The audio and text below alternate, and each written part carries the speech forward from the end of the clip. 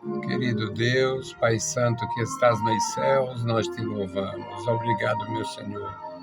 Obrigado pela tua igreja, obrigado pelos meus irmãos. Obrigado, Senhor, pelos que estão bem, em perfeita saúde, tranquilos, te servindo, te amando. Ó, Senhor, obrigado pela vida da igreja. Agora te apresento a irmã bem-vinda, Senhor. Toma ela em tuas santas mãos, da graça, da saúde, da vigor, Senhor. Tu és o nosso Deus, Tu renova realmente as nossas forças, ajuda a Tua serva, dá a Tua proteção. Abençoa, meu Senhor, toda a Tua igreja no Ceará, no Brasil e no mundo. Opera no nosso coração, nos encorajando para o Teu serviço. Em nome de Jesus Cristo, nós te pedimos e te agradecemos. Amém. Louvado seja para sempre o nosso Senhor. Graças ao nosso Deus, meus queridos irmãos, nós estamos de volta para apresentar a palavra ao amanhecer. É um privilégio grande fazer esse trabalho. É importante porque, de alguma maneira, edifica os nossos irmãos. Tem muitos crentes muito fartos na graça, equilibrados, todo dia busca, todo dia cultiva a comunhão com Deus, o serviço à igreja, pessoas muito, digamos, em dia com Deus. Mas existem alguns que ficam esperando na ação ou atuação pastoral. E nós temos igrejas que estão sendo modificadas de uma forma brutal e as mudanças são sempre para pior. Eu, com a minha idade, a minha experiência da adolescência até hoje, eu vi coisas maravilhosas nas igrejas tradicionais e nas igrejas pentecostais. Claro que em todas elas tem problema, em todas elas acontecem escândalos, em todas elas acontecem afastamento, entristecimento de alguns e a história se repete de século em século. Mas nos últimos tempos, nas últimas décadas, a igreja em muitos lugares deixou de existir. Tem muita organização, mas cada uma pior do que a outra, ou seja, usam a palavra, usam o nome de Deus, usam o espaço com o nome de igreja e praticam outra coisa. Mas bem-aventurado é quem tem o Senhor como seu Senhor, como seu pastor. Bem-aventurado quem tem a palavra como regra, como uma prática a ser executada. E bem-aventurado, eu sou feliz. Feliz com Deus, feliz com a igreja, fazendo a minha pequena tarefa. Velho com tarefa infantil. Mas chega um tempo que é assim, mesmo no sentido literal. As pessoas de muita idade perdem as forças e ficam semelhante a crianças também no esforço. Nós vamos meditar no Salmo de número 10. Até agora estamos indo na sequência, estamos sequenciando o nosso encontro, a palavra ao amanhecer. O Salmo de número 10, versículos 12 a 18.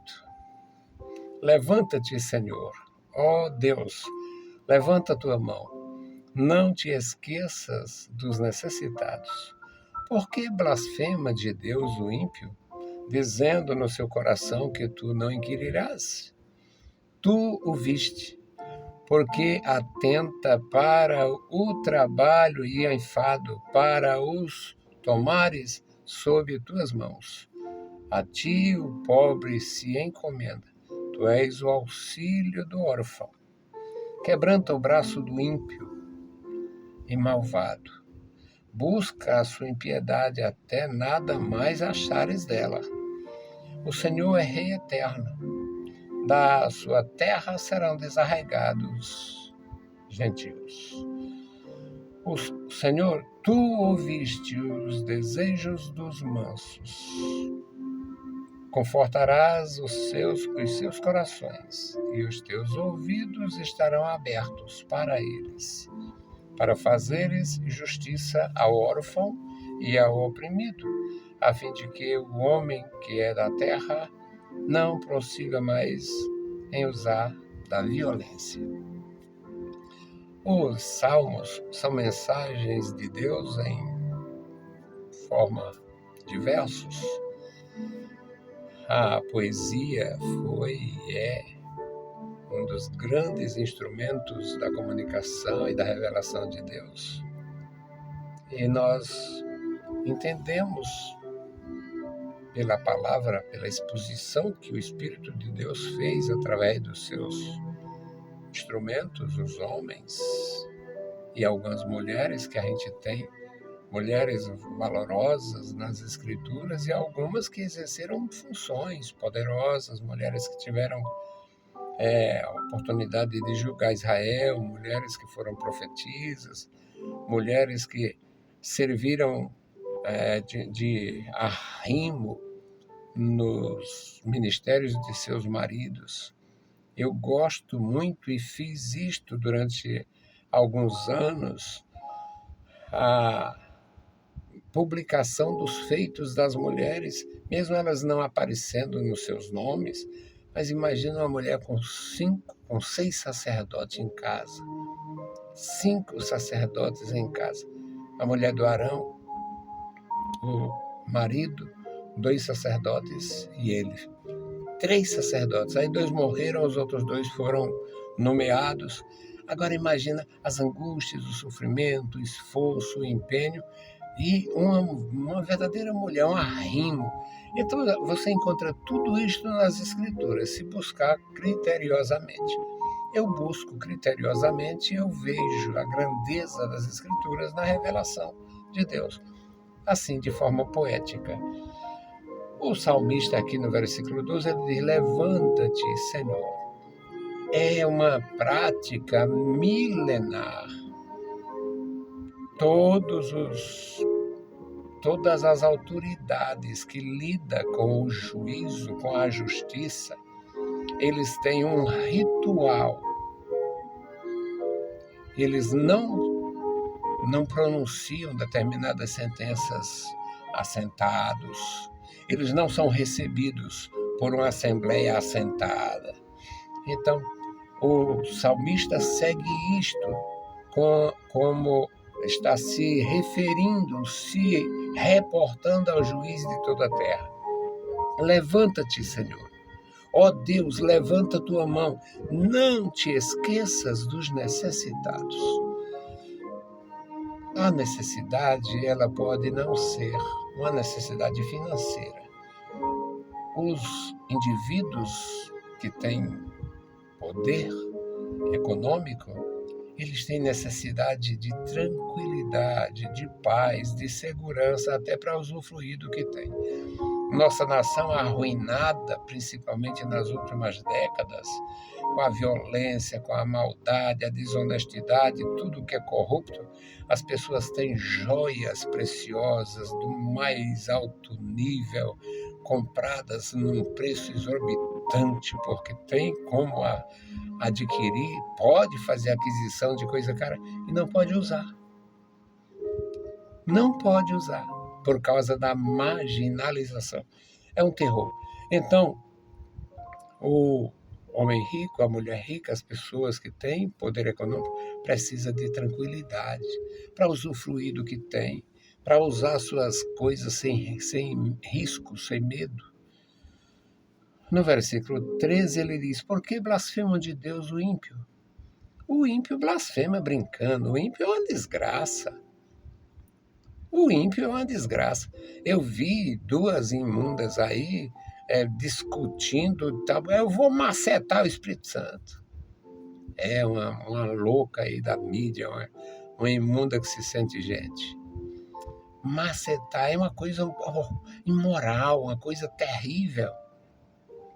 Mas continua blasfemando. Por que blasfema de Deus o ímpio, dizendo no seu coração que tu não inquirirás, ou seja, que não tem consequência?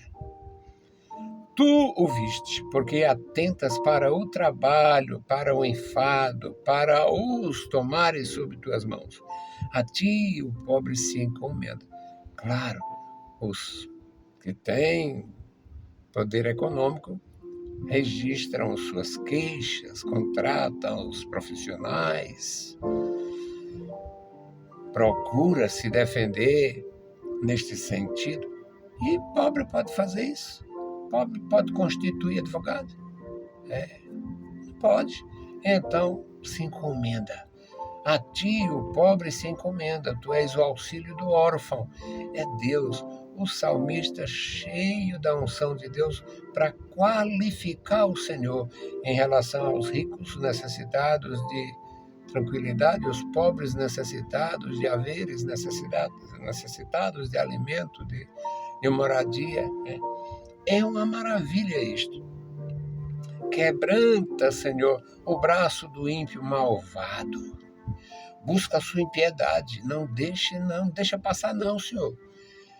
Eles não são inocentes, eles praticam crimes, blasfemam porque querem, eles sabem. Não se pode ofender um vizinho, por que pode ofender a Deus? Não se pode ofender um guarda de trânsito, por que pode ofender a Deus? Não se pode ofender uma autoridade suspeita ou comprovadamente corrupta, por que pode ofender a Deus? O ímpio não faz isso inocentemente, não. O ímpio não faz isto inocentemente. Ele não é inocente, Senhor. Cobra isto dele. No versículo 16 diz, mas o Senhor é o Rei eterno. Não existe como fugir desta contemplação. O Senhor é o Rei eterno.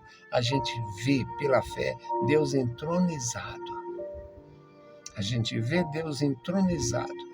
E por que tem tanta injustiça, tanta violência, tanta coisa? É um atributo de Deus chamado longanimidade, que permite eu fazer o mal e você fazer o mal. E a gente não é fulminado, acabado, arrasado, destruído de imediato, porque Deus conhece o coração, Deus apela para o coração, Deus apela para a inteligência, Deus apela para o raciocínio. Pensa. Aliás, está escrito, lembra-te de onde caíste. Lembra-te de onde caíste, pratica as primeiras obras.